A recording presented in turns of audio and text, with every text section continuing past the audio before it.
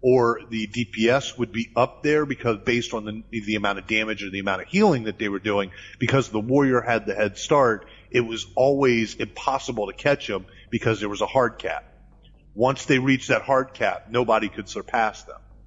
So I think that's how it was kind of bugged out, and it wasn't allowing other people who came in later and may have actually contributed more to actually reap some of the rewards from those events.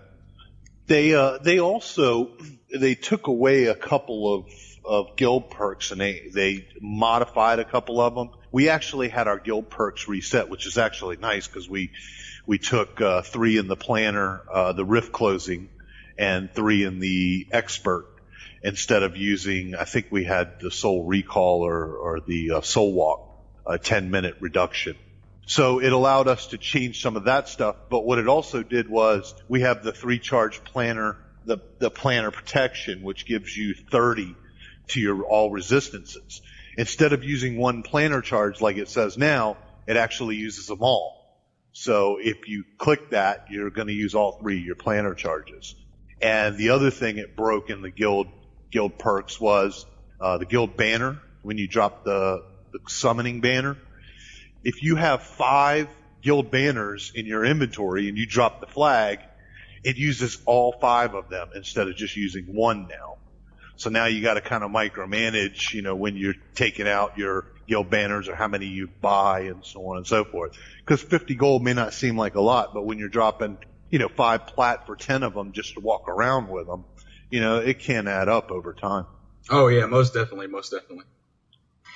Another thing that I noticed with this patch was that as soon as this patch hit, or as soon as I guess the Alpha Node patch hit, the forums started blowing up with saboteurs crying. Well, I think half of them were hitting the forums saying, "Oh, you're nerfing us. Why would you nerf us? You said you would never nerf us for PvP, yada yada yada." And the other half were telling them, being more logical about it, say, "Well, no, they're not nerfing us. They're just fixing an ability that we have that was just broken, that didn't work, which has to do with the shrapnel."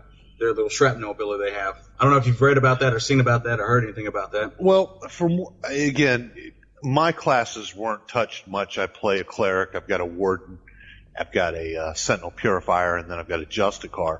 Most of mine were not harmed too much. The one that did really suck for clerics was the top branch purifier ability no longer bleeds 70% of the overhealing to the group. It only bleeds 50%. The difference is 20%, but there were a lot of class changes people were upset about, and looking at the saboteurs that we have in our guild on the raids and that we've done over the weekend, it really doesn't seem like the saboteurs were really hurt that much.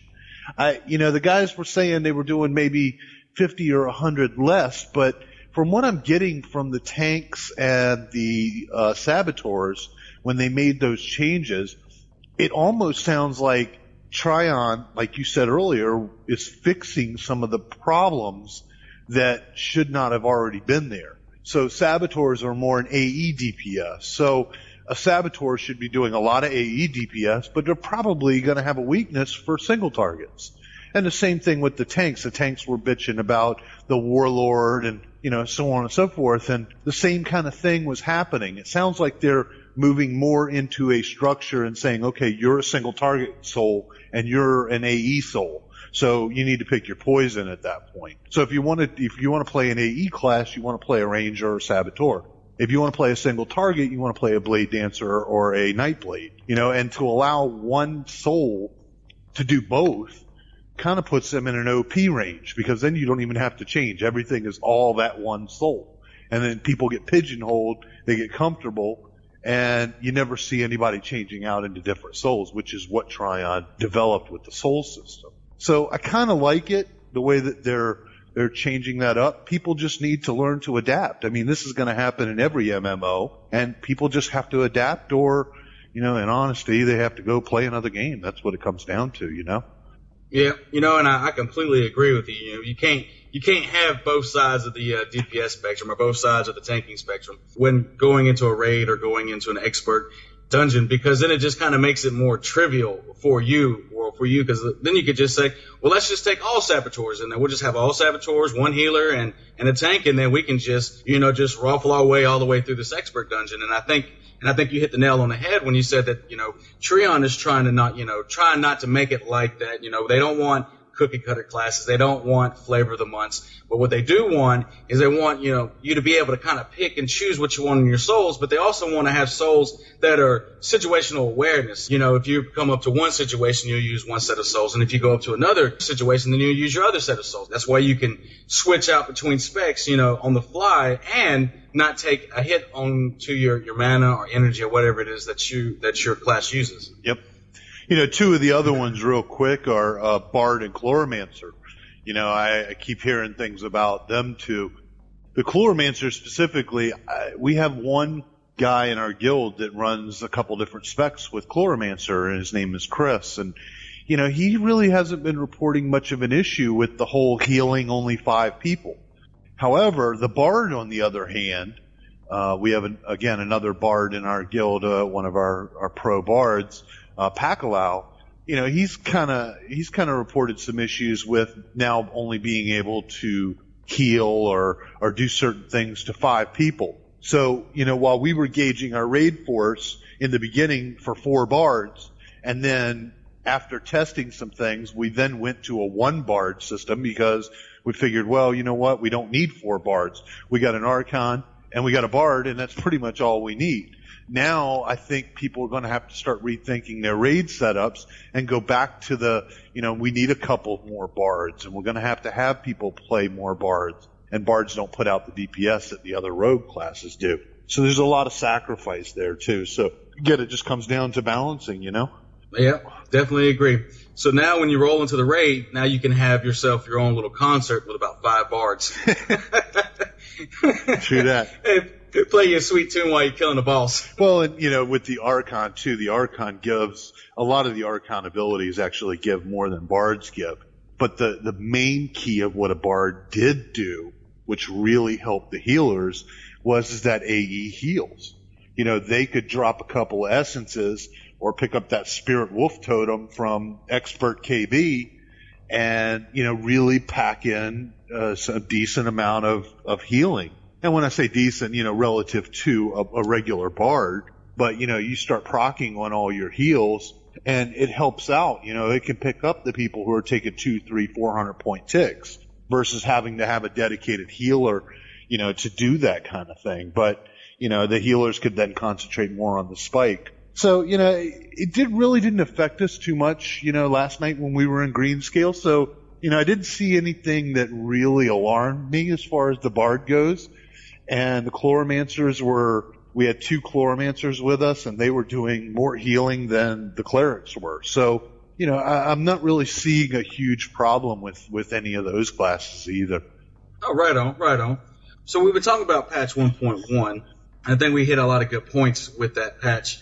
What have you thought so far about patch 1.1? And to be more specific, have you played around with the new YouTube thing that they added in where you can record what you're doing and stuff like that? Yeah, see, I don't have a YouTube channel, but I've talked to a couple people who actually have done that, and you got to be really careful with the whole recording and uploading and stuff like that. I mean, you really need a good machine to be messing with that stuff. If you've got a substandard machine or you got a machine that's a couple years old, you may have some issues with that. Because basically what it does is it records an AVI file while you're playing, and then it also, on top of that, when you stop it, it actually encodes it, which is pretty processor intensive.